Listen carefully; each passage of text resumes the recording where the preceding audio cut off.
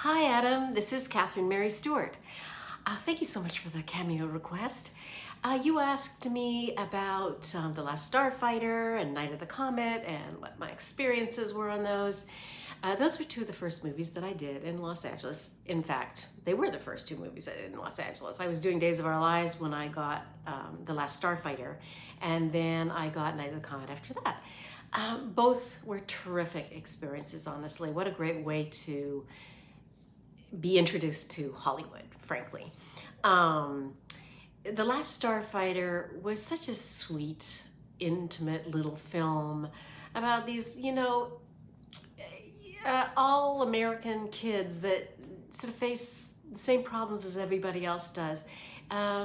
Nick Castle, the director, and Jonathan Betchell, who wrote it, it really was a labor of love for them. So I think that shows in the movie itself. We all got along really well.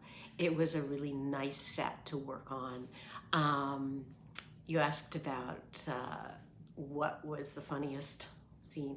One of my favorite parts of the movie is this whole sequence where Alex and Mags are, on the whole lakeshore thing, and we're kind of making out, and then he's the beta unit, so he's making all sorts of mistakes, and he's hearing other people and what they're saying, so he thinks that's what he should say.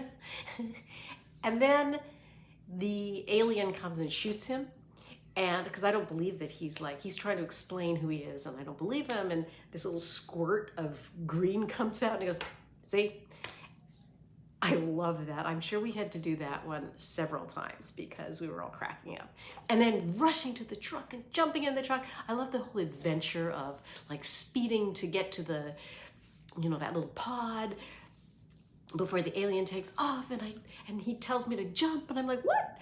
And I jump, and then he explodes the truck into the pod, and then the sort of closing scene of that sequence is, I'm looking up into the sky and I say, I love you, Alex Rogan.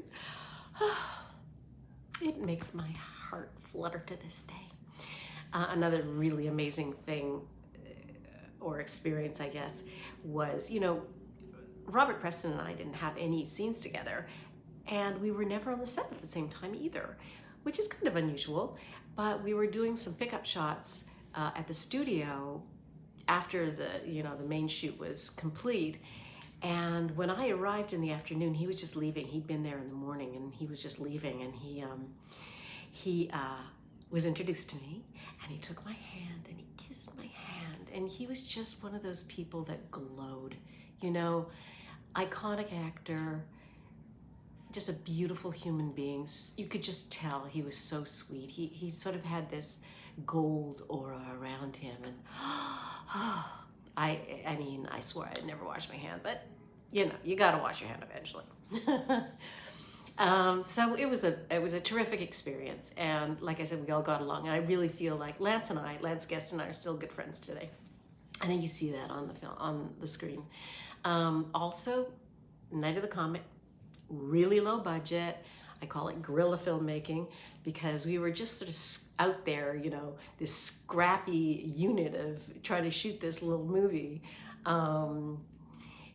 which was, in retrospect, really wild. Like the scene where downtown LA is abandoned. That would never happen anymore. You could not do that scene ever again. But in the 80s, it was around Christmas, probably early, Christmas morning, or maybe the day after Christmas, I forget exactly. But literally the streets were abandoned. So we could get away with shooting that there, which is really cool when you look at it. One of the funniest moments was when we're, practicing. So Sam and I are the only people on Earth as far as we know, but we've gotten hold of Mac 10s somehow.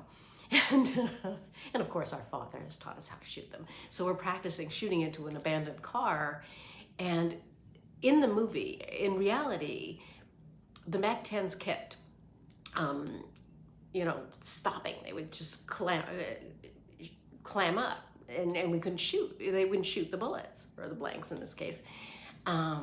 So in that scene, we kind of played into that, and Kelly Maroney, Sam, she says, oh, see that? Daddy would have got us Uzis. And I looked at the car and I went, the car didn't notice the difference. And that was all improvised. So that was sort of fun. It was fun for that kind of thing. There was a little bit of improvisation in Night of the Comet, so that was pretty fun. Like the whole mall scene was just, we were sort of making it up as we went along, frankly. But we had so much fun doing it. And it was like we were all in it together, sort of collectively trying to make this movie. So that was a really nice feeling. And Kelly and I are still friends today. Tom Eberhardt, the director, and I, and Kelly, we're all in touch. And that's very unusual, frankly. Really, really good experiences, both of them. And again, I think you can see that in the movie itself. So thank you very much for this. And I just want to, a shout out to Roxy. Roxy, love ya. All right, bye for now.